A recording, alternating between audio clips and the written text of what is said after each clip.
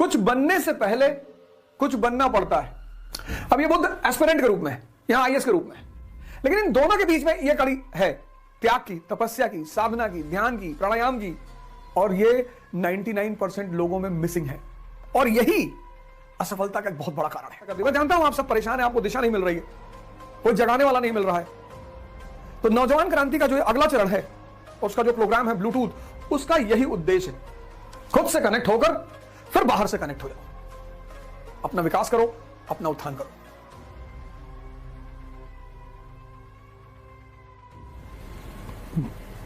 जय हिंद फ्रेंड्स, जय हिंद फ्रेंड्स। बहुत सारे लोगों को कई सारे सवाल पूछने थे ब्लूटूथ प्रोग्राम के बारे में। ब्लूटूथ का जो प्रोग्राम है वो नौजवान क्रांति का अगला भाग है ये नौजवान क्रांति का ही हिस्सा, लेकिन ये नौजवान क्रांति का अगला भाग है और उसका उद्देश्य है श्रमण आंदोलन को भारत में प्रोत्साहित करना। श्रमण, अब दो शब्द हैं, एक श्रमिक, एक श्रमण। श्रमिक मतलब जो बेहोशी में मेहनत कर रहा है, 6 साल से तैयारी कर रहा है, 7 साल से तैयारी कर रहा है, प्री ही नहीं निकला, मेहनत कर रहा है, रिजल्ट नहीं आ रहा है। सन्यासी, कुछ बनने से पहले बुद्ध भगवान है, राम भगवान है, कुछ बनने से पहले कुछ बनना पड़ता है। बुद्ध राजकुमार के रूप में, राम राजकुमार के रूप में। राजकुमार से भगवान की जो दूरी इन लोगों ने तय की, उसके बीच में यह है, यही था भारत का सन्यासी आंदोलन, यही था भारत की जान।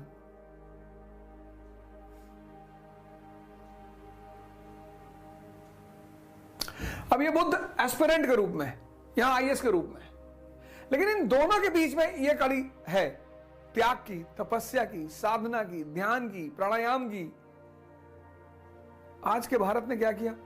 इस बीच की कड़ी को छोड़ दिया। उसको सीधे राजकुमार से भगवान बनना है,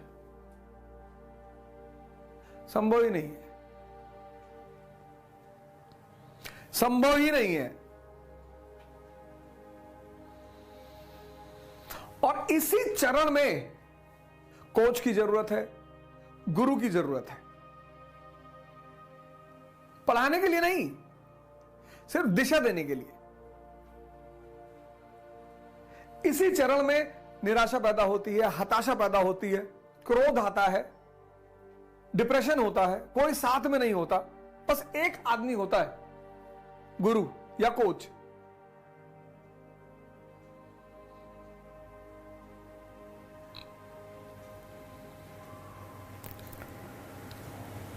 इस फोटो पर विचार करिएगा।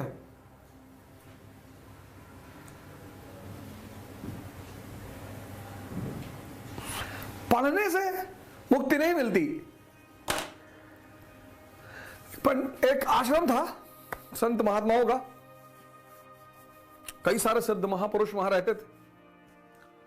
तो उस आश्रम के एक पेड़ पे तोतों का एक परिवार भी रहता था। तो उसमें से एक तोता बड़ा क्यूरियस होता था, महात्माओं को देखता रहता था, मंत्र पढ़ते सुनता रहता था। बहुत सारे मंत्र उसने खुद ही याद कर लिए। महामृत्युंजय का जाप करने लगा, गायत्री मंत्र पढ़ने लगा, गीता के कई श्लोक याद कर लिए। एक दिन आश्रम में उन महात्माओं से मिलने के सेठ जी आए और तोता बैठा ऊपर मंत्र पढ़ रहा था, क्योंकि जान लेने के बाद दिखाने की प्रवृत्ति होती है सब में। सेठ जी ने कहा, पकड़वाओ यार, तोता बड़ा शानदार है। तोता पकड़वा लिया गया। तोता पहुंच गया पिंजरे में।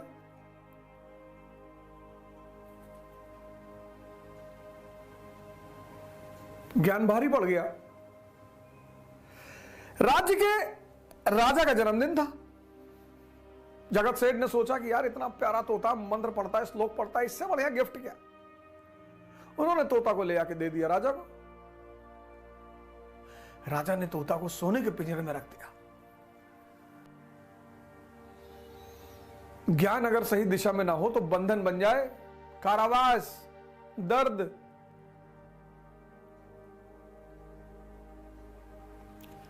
तो एक बार राजा ने भागवत कथा पढ़ाई, तो पंडित जी आए, भागवत कथा पढ़े, और भागवत कथा होने के बाद जब कथा का अंत हो तो कहे हरि बोले मुक्ति होए, ज्ञान मिले मुक्ति होए। और जैसे पंडित जी बोले हरि बोले मुक्ति होए, ज्ञान मिले मुक्ति होए, तोता पकड़ ले, कहे पंडित जी झूठ बोल रहे हैं। पंडित जी को बहुत बुरा लगा कि यार ये सबके सामने कह रहा पंडित जी झूठ बोल रहे हैं। फिर दूसरे दिन पंडित जी आए, फिर उसने कहा पंडित जी झूठ बोल रहे हैं। फिर तीसरे दिन जब कथा खत्म हुई और पंडित जी ने कहा हरि बोले मुक्ति होए, ज्ञान मिले मुक्ति होए, बोले पंडित जी झूठ बोल रहे हैं। पंडित जी तो बेचारे बहुत टेंशन में आ गए, यार ये बहुत बदतमीज आदमी है यार।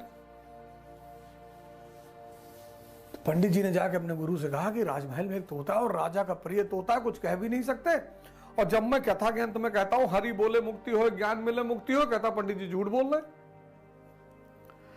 गुरु ने कहा ठीक है, ऐसा करो कल जब तुम कथा करने जाना तो मुझे बताना, मैं भी चलूंगा। गुरु जी भी पहुंचे, गुरु जी गए और तोतों के कान में उन्होंने कुछ कहा। फिर गुरु जी चले गए। गुरु जी ने कहा पंडित से कि अब आप बोलो, आप ये परेशान नहीं करेगा। तो फिर अगले कथा पंडित जी ने कही, फिर उन्होंने कहा हरि बोले मुक्ति होए, ज्ञान मिले मुक्ति होए। अब की बार तोते ने कुछ नहीं कहा। भागवत कथा खत्म हुई, तोता कुछ बोला ही नहीं। पंडित जी भी बड़े हैरान हो गए, गुरु जी ऐसा क्या बोल दिया इसके कान में। खैर जिस दिन भागवत कथा खत्म हुई उसके दूसरे दिन तोता जो है सुबह पिंजरे में पड़ा हुआ था। देखा लोगों ने, हिलाया डुलाया, हिला ही नहीं। लोगों को लगा मर गया।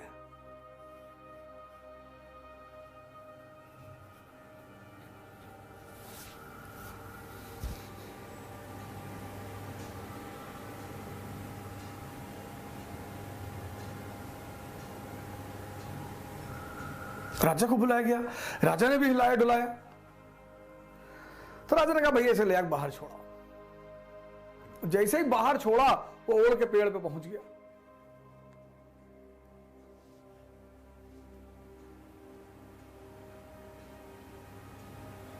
उड़ के पेड़ पे पहुंच के डाल पे बैठ के बोला कि हरि बोले मुक्ति भले ना होए, ज्ञान में बोले ज्ञान मिले मुक्ति भले ना होए, गुरु मिले मुक्ति होए। ये फेस।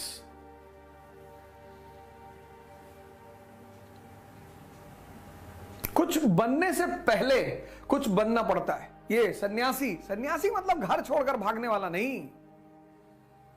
डिसिप्लिन, प्रायोरिटी, गोल।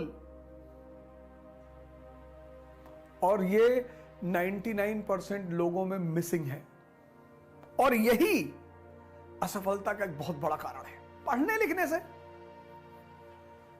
आप हवाई जहाज में ट्रेवल करो, सबसे ज्यादा पढ़े लिखे लोग वहीं बैठते हैं, और वो बेचारी एयर होस्टेस कितनी बार बोलती है open the window, close the tray table, straighten your chair, seat belt लगाओ। फिर बाद में आके सबको सीट बाय सीट बोलती है कि please sir close your tray table. सबसे पढ़े लिखे लोग वहां बैठते हैं। फिर प्लेन लैंड किया, जैसे ही लैंड करके रनवे पे पहुंचा, कई लोग खड़े होते कि भैया, वो चिल्लाती रहती sir please sir please sir please. अरे सर को समझ में आए तब तो। मैं तो हमेशा कहता हूं कि इंडियन प्लेन्स में एयर होस्टेस नहीं होनी चाहिए, बाउंसर्स होने चाहिए। खड़े हुए मारा भड़ाक से 4 फुट नीचे।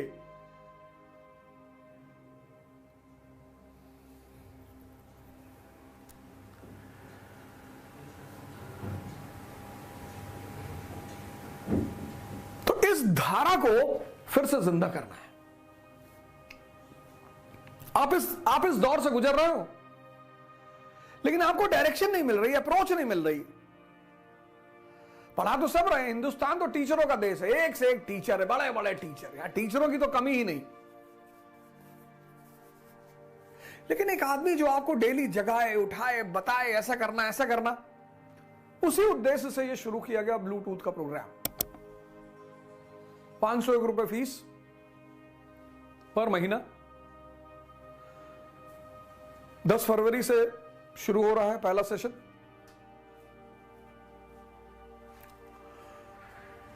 जिन लोगों ने 10 फरवरी तक एडमिशन ले लेंगे, 11 फरवरी के बाद जो एंटर करेगा उसको ₹1100 देना पड़ेगा। 6 महीने बाद फीस बढ़ जाएगी और 1 साल बाद इस प्रोग्राम का पूरा स्वरूप बदल जाएगा। 4 दिन क्लास चलेगी हर सप्ताह में। मैंने पिछली बार भी कहा था मैं दिल्ली में नहीं रहूंगा, प्रोग्राम नहीं होगा। अब ऐसा नहीं कि मैं 2 महीने दिल्ली में ही नहीं हूं,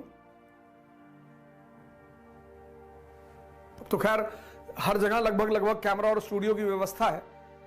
और प्रोग्राम की सबसे खास बात यह है कि प्रोग्राम सुबह 5 बजे से होगा, 5 to 7। 1 घंटा ध्यान योग और 1 घंटा क्लास पर डे। मैं आपको बताऊंगा आज क्या करना है, आज क्या शेड्यूल बनानी है, आज कैसे करना है। मतलब ये पूरे प्रोग्राम का ऑब्जेक्टिव है डायरेक्शन और अप्रोच।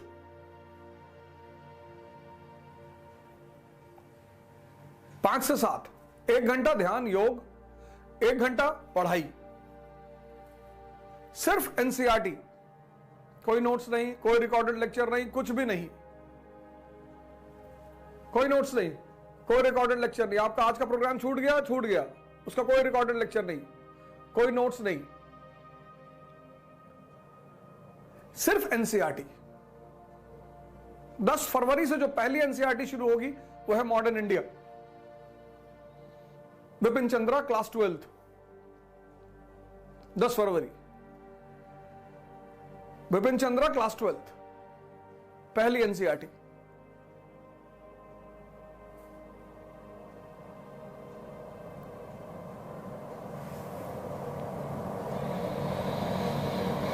ये पूरा था प्रोग्राम का स्वरूप। सुन लीजिए टर्म एंड कंडीशन, फिर एडमिशन लीजिएगा। डायरेक्शन और अप्रोच के केंद्रित है ये प्रोग्राम, सिर्फ डायरेक्शन और अप्रोच। पूरी एनसीईआरटी पढ़ाऊंगा, history, polity, economy, general science, सब।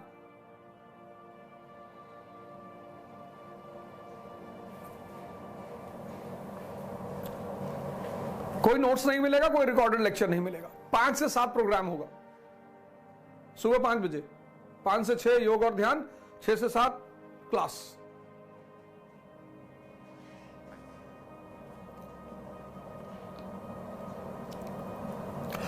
और इस धारा को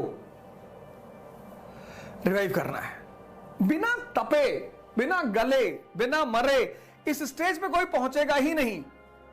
आप इंडिया में कोचिंग करो, इलाहाबाद में करो, दिल्ली में करो, लंदन में करो, न्यूयॉर्क में करो, कोई फर्क ही नहीं पड़ता। बहुत मैसेजेस आते हैं मेरे पास, सर प्लीज मेरी हेल्प कर दीजिए, सर मुझे बता दीजिए, सर ऐसा कर दीजिए। मैं जानता हूं आप सब परेशान हैं, आपको दिशा नहीं मिल रही है, कोई जगाने वाला नहीं मिल रहा है। तो नौजवान क्रांति का जो अगला चरण है, उसका जो प्रोग्राम है ब्लूटूथ, उसका यही उद्देश्य है। आप यहां पे हैं, राजकुमार है, अब आपको तपना पड़ेगा, गलना पड़ेगा।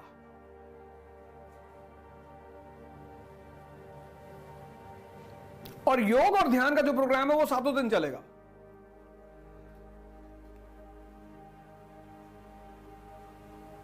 वो तो 7 दिन चलेगा,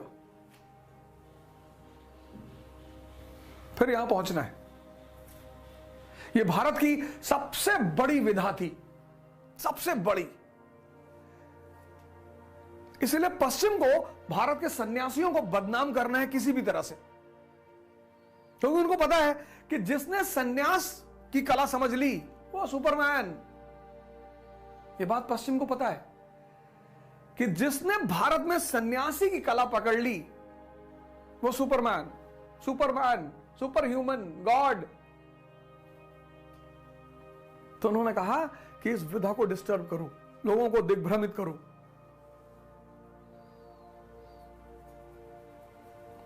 राम को जो समझ गया वो भगवान हो गया, महर्षि वाल्मीकि। इसीलिए तो आजकल रामचरितमानस पे बड़ा बवाल है पहली बार इतिहास में सबको मौका है रामचरितमानस पढ़ने का, पहली बार। और जो राम को समझ गया वो भगवान। तो जब सब पिछड़े गरीब भगवान हो जाएंगे तो राजनीति किस पे होगी? पहली बार इतिहास में मौका है सब पढ़ने का। रामचरितमानस पढ़ो, पुराण पढ़ो, उपनिषद पढ़ो, कोई बोलने वाला ही नहीं। तो फिर समाज का वो जो शासक तबका उसको लगा कि अरे ये तो सब पढ़ लेंगे, ये तो सब महर्षि वाल्मीकि से, ये सब महर्षि वाल्मीकि जैसे हो जाएंगे, रैदास जैसे हो जाएंगे, संत दादू जैसे हो जाएंगे, तो इनको रामचरितमानस ही ना पढ़ने दो।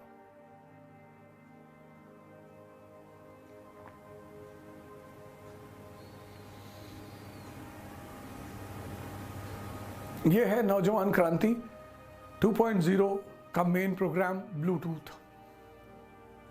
खुद से कनेक्ट होकर फिर बाहर से कनेक्ट हो जाओ, अपना विकास करो, अपना उत्थान करो। 10 फरवरी सुबह 5 बजे मिलेंगे।